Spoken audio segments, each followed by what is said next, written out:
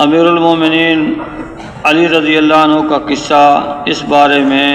ایک نجومی کے ساتھ جعفر بن عوف بن عامر کہتے ہیں کہ انہوں نے علی بن ابی طالب رضی اللہ عنہ کو یہ کہا جب وہ لوٹے انبار شہر سے نہروان والوں کی طرف، اے امیر المومنین، آپ اس گھڑی میں سفر شروع نہ کریں، جب دن کی 3 گھڑیاں گزر جائیں پھر سفر شروع کریں۔ حضرت علی رضی اللہ عنہ نے فرمایا کیوں؟ کہنے لگا اگر آپ اس گھڑی میں سفر شروع کریں گے آپ کو اور آپ کے ساتھیوں کو تکلیف ہوگی اور سخت نقصان ہوگا، اور اگر آپ اس گھڑی میں جو گھڑی میں آپ کو بتا رہا ہوں اس میں سفر شروع کریں گے آپ کامیاب ہوں گے اور دشمن پر غلبہ حاصل کر سکیں گے اور آپ کو مقصد حاصل ہو جائے گا۔ حضرت علی رضی اللہ عنہ نے فرمایا حضرت محمد صلی اللہ علیہ وسلم کا کوئی نجومی نہ تھا اور نہ ان کے بعد ہمارا کوئی نجومی تھا۔ اے نجومی، کیا تو یہ جانتا ہے کہ میری اس گھوڑی کے پیٹ میں کیا ہے؟ اس نے کہا اگر میں حساب لگاؤں تو معلوم کر سکتا ہوں۔ حضرت علی رضی اللہ عنہ نے فرمایا جو آپ کی اس بات کی تصدیق کرے گا تو وہ تو پھر قرآن کو جھٹلائے گا۔ اللہ پاک نے ارشاد فرمایا ہے کہ اللہ پاک کے پاس ہے قیامت کا علم، اور بارش اللہ ہی اتارتا ہے اور وہی جانتا ہے رحموں میں کیا ہے۔ تو حضرت محمد صلی اللہ علیہ وسلم نے تو اس کا کبھی دعویٰ نہیں کیا تھا جس کا آپ دعویٰ کر رہے ہیں کہ میں اس کو جانتا ہوں۔ یہ عجیب بات ہے، اللہ کے نبی نے تو اس کا دعویٰ نہیں کیا جو تو دعویٰ کر رہا ہے۔ کیا تو یہ بھی کہتا ہے کہ تم اس گھڑی کو بھی جانتے ہو جس میں سفر شروع کرنے والے کو نقصان ہوگا؟ اس نے کہا ہاں میں جانتا ہوں۔ حضرت علی رضی اللہ عنہ نے فرمایا جو تیری اس بات کی تصدیق کرے گا تو پھر ناگواریوں اور پریشانیوں کے دور کرنے میں اس کو اللہ کی ضرورت تو نہیں رہے گی پھر، اور جو تمہاری اس بات کو مان لے گا وہ تو اپنے رب کو چھوڑ کر اپنا ہر کام تیرے سپرد کر دے گا، کیونکہ تم دعویٰ کر رہے ہو کہ تم اس گھڑی کو جانتے ہو جس میں ہر سفر شروع کرنے والا ہر شر اور تکلیف سے محفوظ رہے گا، لہذا جو اس بات پر ایمان لے آئے گا مجھے تو اس کے بارے میں یہ خطرہ ہے کہ وہ اس آدمی کی طرح ہو جائے گا جو اللہ کے علاوہ اور کو اللہ کا مقابل اور ہمسر بنا دے۔ اے اللہ، اچھا شگون اور برا شگون وہی ہے جو تو نے مقدر فرما دیا، اور خیر وہی ہے جو تو عطا فرمائے، اور تیرے سوا کوئی معبود نہیں۔ اے نجومی، ہم تجھے جھٹلاتے ہیں اور تیری مخالفت کرتے ہیں، اور ہم اسی گھڑی میں سفر شروع کریں گے جس گھڑی میں سفر کرنے سے تو ہمیں منع کر رہا ہے۔ پھر حضرت علی رضی اللہ عنہ لوگوں کی طرف متوجہ ہوئے، فرمایا اے لوگو، تم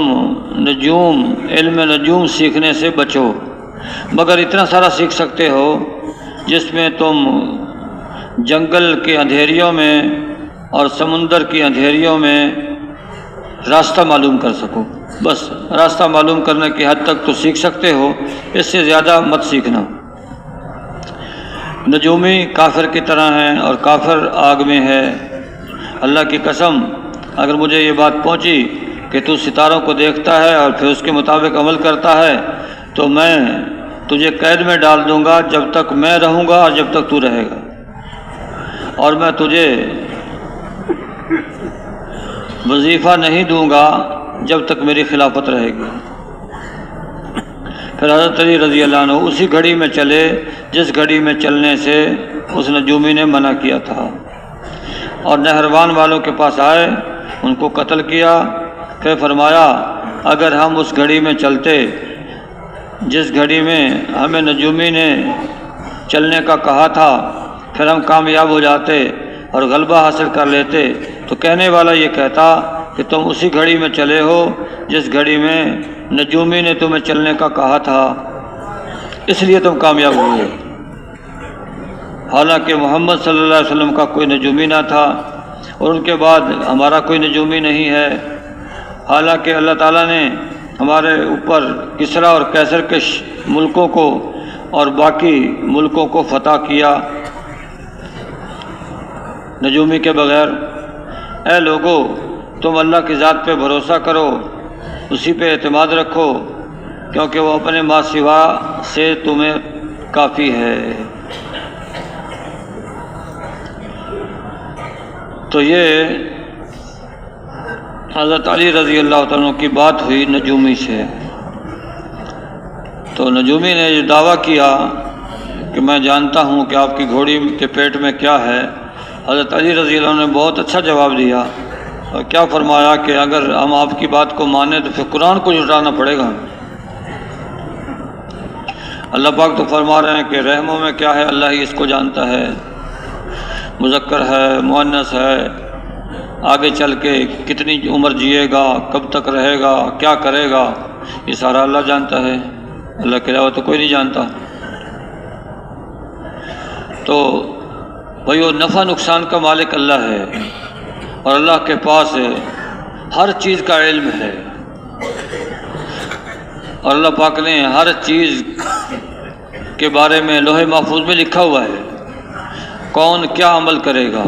کون جنت میں جائے گا، کون دوزخ میں جائے گا، یہ بھی لکھا ہوا ہے، اور کون اچھے عمل کرے گا، کون برے عمل کرے گا، کل کس کے ساتھ کیا معاملہ ہوگا، انسان کو خبر نہیں ہے، اللہ کو خبر ہے۔ اللہ کی ذات پر یقین کرنا اور اللہ کی ذات پر اعتماد کرنا کہ سب کچھ کرنے والی ذات اللہ کی ہے، جس کو یہ یقین حاصل ہو جائے گا پھر وہ اس کے لیے اللہ کی اطاعت کرنا آسان ہو جائے گا، اور جس کا یقین کمزور ہوگا پھر ادھر ادھر بھٹکے گا۔ جیسے ایک آدمی کو ایک راستے کا یقین ہوتا کہ یہ راستہ صحیح ہے اور یہ منزل تک پہنچانے والا ہے، وہ اسی راستے پہ چلتا رہے گا۔ اگر کوئی ادھر ادھر اس کو متوجہ کرے وہ نہیں چھوڑے گا، اس کو یقین ہے کہ یہی راستہ ٹھیک ہے۔ ایسے جس ترتیب سے حضرت محمد صلی اللہ علیہ وسلم نے زندگی گزاری ہے، اسی ترتیب سے ہم نے بھی زندگی گزارنی ہے، اور اسی ترتیب پر اللہ کے نبی نے صحابہ کو تیار کیا ہے۔ تو اس میں ہماری دنیا کی کامیابی ہے، آخرت کی کامیابی ہے۔ اگر اس راستے کو چھوڑ دیں گے پھر پتہ نہیں ایک بھٹک کے کہاں چلے جائیں گے۔ تو شیطان اور نفس ہمارے بڑے دشمن ہیں۔ اگر آدمی کا نفس 40 سال بھی آدمی کا اتباع کرے پھر بھی کسی گڑھے میں گرا سکتا ہے، اسے آدمی مطمئن نہ ہو۔ نفس تو بڑا دشمن ہے جو ہمارے اندر میں چھپا ہوا ہے اور ہر وقت ہمارے ساتھ ہے۔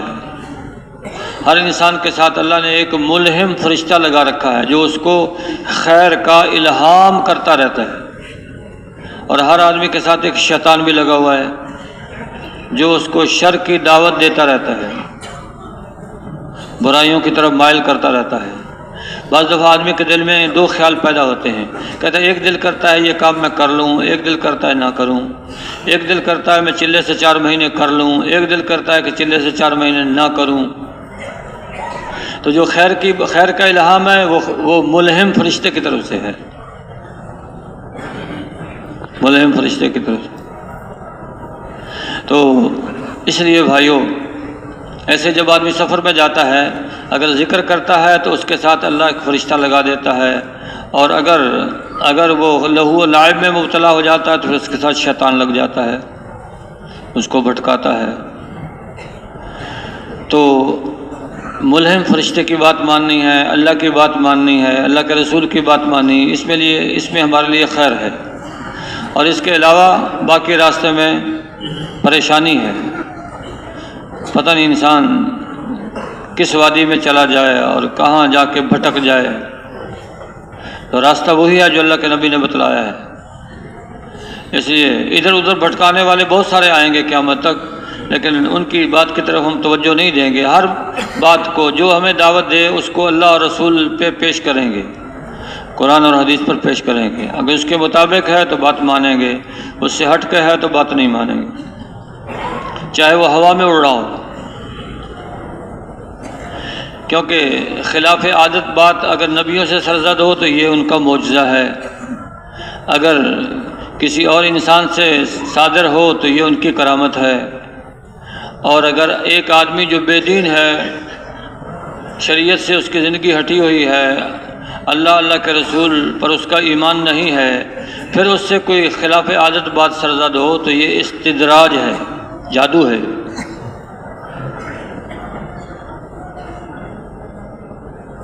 اس کو نہیں مانیں گے۔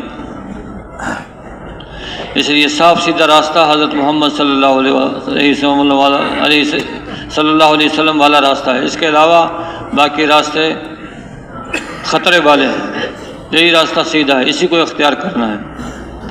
اسی پہ آنا ہے، اسی پہ لانا ہے۔ اسی کے لیے اللہ کے راستے میں نکلے ہوئے ہیں کہ ہماری زندگی بھی اچھی ہو جائے، صحیح ہو جائے، اور دوسروں کو دعوت دیں گے تاکہ وہ بھی اسی راستے کو اختیار کرنے والے بن جائیں، جو راستہ اللہ کے نبی نے اختیار کیا، جو صحابہ نے اختیار کیا، تابعین تبع تابعین نے اختیار کیا، بزرگان دین نے اختیار کیا۔ اس میں خیر ہے، اس میں برکت ہے۔